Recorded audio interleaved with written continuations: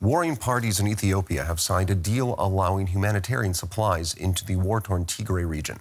It comes after a recent peace deal was reached between the sides, with the focus now shifting to aid and disarmament. Handshakes and hugs signal another hopeful day for Ethiopia. Leaders from the government and Tigrayan rebels coming together to end the brutal conflict which has displaced millions of people. With a peace deal signed 11 days ago in Pretoria, both sides have now decided to open up humanitarian corridors.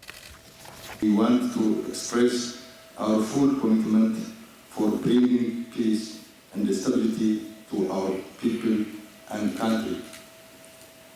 Therefore, we will fully dedicate ourselves to implement the Pretoria Agreement and this declaration. The conflict began in November 2020, less than a year after Ethiopian Prime Minister Abiy Ahmed won the Nobel Peace Prize for making peace with Eritrea. Eritrean fighters have since been fighting alongside Ethiopian federal troops in Tigray.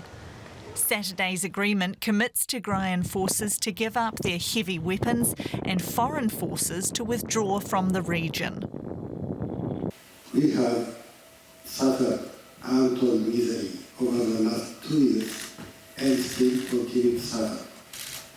The commitment we are making today is with the hope that expectations that our people's suffering will come to an end soon.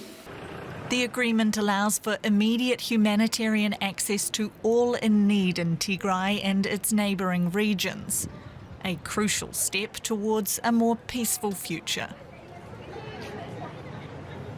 We're now joined by Samuel Gerachu, who is a journalist in the Ethiopian capital, Addis Ababa. So, Samuel, does this mean that the conflict is over, or could there be stumbling blocks ahead? Well, it means it's over, especially on a piece of paper, on a document. But it's an open question whether the people will actually accept it on the ground.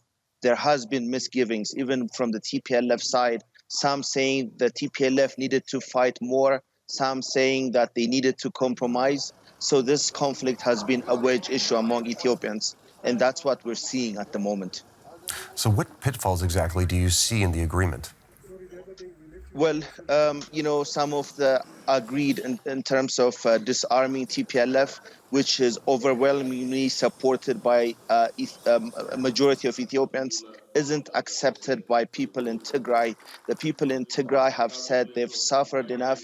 They wanted the TPLF to even fight more. And it's really, really a wedge issue. Even if you speak to the people in the cafes and the restaurants in Ethiopia, they will tell you different versions of it, saying that the Ethiopian government either needed to go all the way to Mekelle and defeat TPLF, in which they have declared the organization as a terrorist organization. Some of the Tigrayans are saying that the TPLF needed to fight, needed to be supported. Perhaps the UN has been accused of supporting TPLF, including the Biden administration. So again, it's a real, like all conflicts in the world, this conflict is no exception. It's a wedge issue among Ethiopians. Again. All right. Now, the lack of humanitarian access has been a huge problem in the region. Has anything there changed since the warring parties agreed on the ceasefire 11 days ago? Well, the Ethiopian government has insisted that they've opened a humanitarian corridor and aid is being allowed to go to Tigray, and the UN agencies are saying that's not what's happening on the ground. They still don't have the kind of humanitarian corridor that they need to really save lives. Once again, famine is coming back to this country. A famine that defined this country in the 1980s is becoming its reality now. Many people are still facing famine. Millions are looking for some kind of support that the UN has been saying they don't even have the resources to help them, but they really want to try, go in and save lives. But this is no exception to Tigray. It's also happening in Amhara and Afar. And according to the UN, about 13 million Ethiopians are facing famine as a direct result of this conflict. All right, that was Samuel Gerachu, a journalist reporting for us from Addis Ababa. Thank you for bringing us up to date. Thank you. Thank you.